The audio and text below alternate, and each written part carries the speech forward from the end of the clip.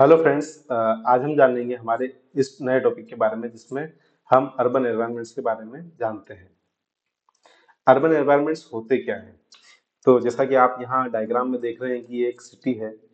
अब सिटी के अंदर लोग बहुत आस पड़ोस में रह रहे हैं, काम कर रहे हैं, ठीक है। हाई डेंसिटी एरिया में है, अलग अलग सर्विसेज है वहां पर, ठीक है।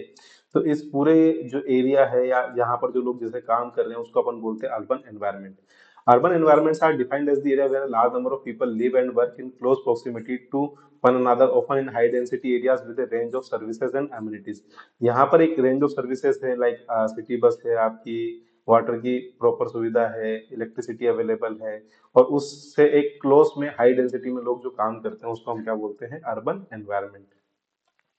कैरेक्टरिस्टिक्स ऑफ अर्बन एनवायरनमेंट की क्या कैरेक्टरिस्टिक्स है? पहला है हाई पॉपुलेशन डेंसिटी की, वहां की जो पॉपुलेशन डेंसिटी है, मतलब 1 किलोमीटर में जो लोग हैं वो बहुत ज्यादा रहते हैं, ठीक है। Diverse range of culture, background and life styles, बहुत ही अलग अलग रेंज आपको वहां पर देखने को मिल जाएगी। कुछ लोग जो है बहुत लोअर मतलब LIG वाले होंगे, और कुछ लोग जो है बहुत हायर इनकम ग्रुप वाले होंगे, ठीक है। Varied built environment with mix of residential, commercial and industrial areas. उस अर्बन में बिल्ट एनवायरनमेंट जो है वो मिक्स टाइप का होगा, मतलब रेजिडेंशियल लोग भी रहेंगे, कमर्शियल रेजिडेंशियल भी रहेंगे, कमर्शियल भी रहेंगे, और इंडस्ट्रियल भी रहेगा, ठीक है। Concentration of economic activities and services. तो अर्बन जो सिटी जिसे अपन बोलते हैं वहां पर मेन कंसंट्रेशन होता है इकोनॉमिक एक्टिविटीज का, सारा व्यापार जो है वो सिटी से ही होता है। Complex social and political dynamics, और सोशल और पॉलिटिकल डायनामिक्स वहाँ की थोड़ी सी कॉम्प्लेक्स चलती है, क्योंकि लोग जो हैं अलग अलग मत के होते हैं, अलग अलग सब अपने बिजनेस करने आते हैं, तो सबके अलग अलग इंटरेस्ट होते हैं, तो उसके अकॉर्डिंग ही वो काम करते हैं। क्या क्या बेनिफिट्स हैं अर्बन एनवायरनमेंट्स के? Access to wide range of services and amenities such as health care, education, entertainment and employment opportunities. क्योंकि यहाँ पर ज्यादा लोग रह रहे हैं, बिजनेस की अपॉर्चुनिटी ज्यादा हो रही है, इस कारण से वहां पर जो लोग रह रहे हैं उनके लिए गवर्नमेंट भी अपने इनिशिएटिव लेती है। वहां पर हेल्थ केयर की फैसिलिटीज अच्छी होगी, एजुकेशन फैसिलिटी अच्छी होगी, एंटरटेनमेंट फैसिलिटी अच्छी होगी, और साथ ही साथ एम्प्लॉयमेंट की अपॉर्चुनिटीज भी होगी। सेकंड है कल्चरल डाइवर्सिटी एंड रिचनेस देखने को मिलती है। अलग अलग लोग के कम्युनिटी के लोग एक ही जगह पर रहते हैं, तो वहां पर अलग अलग कल्चर फॉलो होता है, इससे कल्चर थोड़ा सा रिच हो जाता है ना। Greater opportunity for social and economic mobility.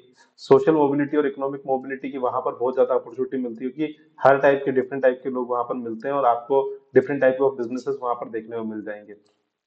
Efficient use of resources, क्योंकि यहाँ पर बहुत सारे लोग कम जिनकी डेंसिटी ज्यादा है, इसलिए हमें जो हमारे रिसोर्सेज हैं उनको इफेक्टिवली यूज करना पड़ेगा, ठीक है। सिटी अपने आप उस चीज को, रिसोर्सेज को मैनेज करने में ढाल लेती है।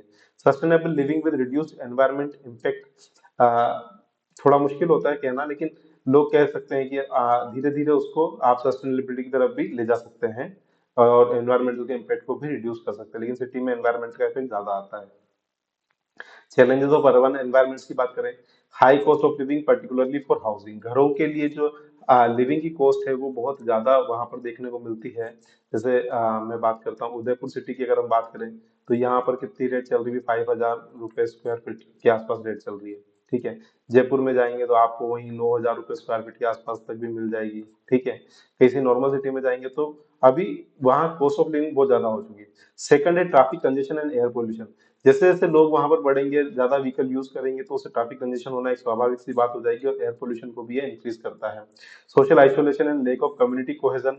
धीरे धीरे लोग अपने काम से काम मतलब रखते हैं और सोशली आइसोलेट हो जाते हैं। कम्युनिटी के अंदर भी कोहेजन थोड़ा सा रिड्यूस हो जाता है। Unequal distribution of resources and opportunity. कई बार जो रिसोर्सेज अवेलेबल है उनका बहुत ही अनइक्वल डिस्ट्रीब्यूशन हो जाता है। कुछ पर्टिकुलर जो पॉलिटिकली इन्फ्लुएंस लोग हैं उनको रिसोर्सेज ज्यादा प्रोवाइड किए जाते हैं, अपॉर्चुनिटी ज्यादा प्रोवाइड की जाती है। फिर क्योंकि यहाँ पर बिजनेस हो रहा है, सारी इकोनॉमिकल एक्टिविटी यहीं पर हो रही है, इसलिए क्राइम एंड सेफ्टी के कंसर्न भी अर्बन एरिया में बढ़ जाते हैं। Planning for urban environments, integrated approach to planning that considers social, economic and environmental factors. Integrated approach to planning that social, economical और एनवायरमेंटल फैक्टर को भी हमें, तीनों फैक्टर्स को कंसिडर करके हमें एक प्लानिंग की अप्रोच रखनी है, जिसमें सोशल, आपका इकोनॉमिक और एनवायरमेंटल फैक्टर, तीनों फैक्टर आ जाएंगे। Encourage public participation and involvement in the planning process. Planning process के अंदर हम पब्लिक पार्टिसिपेशन को इंक्रीज कर सकते हैं। थर्ड है sustainable urban planning practices that prioritize liability, equity and environmental protection.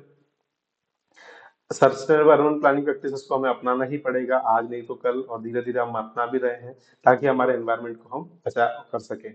Adaptive and resilient design that can withstand with respond to changing condition and challenges. और resilient design हमें बनानी पड़ेगी, हम आगे पढ़ेंगे इसके बारे में, रेजिलिएंट डिजाइन के बारे में, क्योंकि अभी चीजें बहुत तेजी से चेंज हो रही है, बाढ़ आ सकती है, अर्थक्वेक आ सकता है, तो आप जो वहां पर घर बना रहे हो, जो बिल्डिंग बना रहे हो, उसके लिए आपको अडेप्टिव और रेजिलिएंट डिजाइन का यूज करना पड़ेगा, ठीक है। Designing urban environments, use of green spaces, public places to promote social interacting and well-being। तो जो जो भी पब्लिक प्लेसेस हैं वहां पर आप देखते हैं कि छोटे गार्डन वहां पर अवेलेबल होने चाहिए, इस टाइप का अर्बन को डिजाइन कर सकते हैं। Mixed use development that combine commercial residential and public spaces.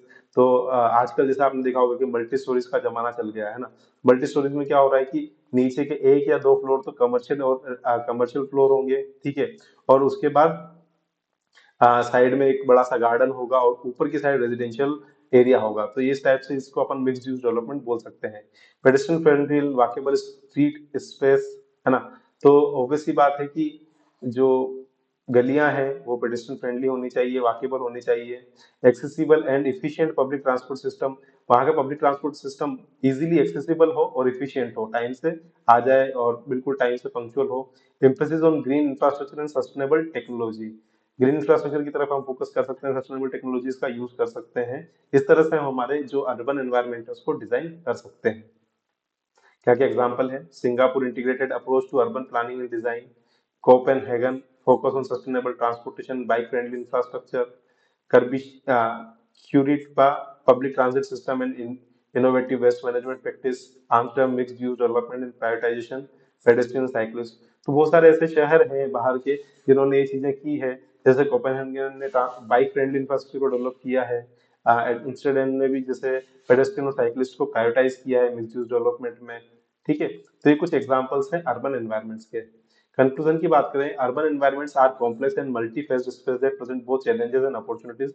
By adopting a holistic and sustainable approach to planning and design, we can create urban environments that are livable, equitable, environmentally responsible। तो हम थोड़ा सा planning करके, थोड़ा सा sustainable manner में जो हमारी अर्बन एरिया है उनको डेवलप कर सकते हैं, जिससे कि वो रहने योग्य हो जाए, उसमें समानता हो और एनवायरमेंट के लिए भी वो रिस्पॉन्सिबल हो। आई होप आपको अच्छे से समझ में आया होगा। Thank you so much, please subscribe my channel. Thank you.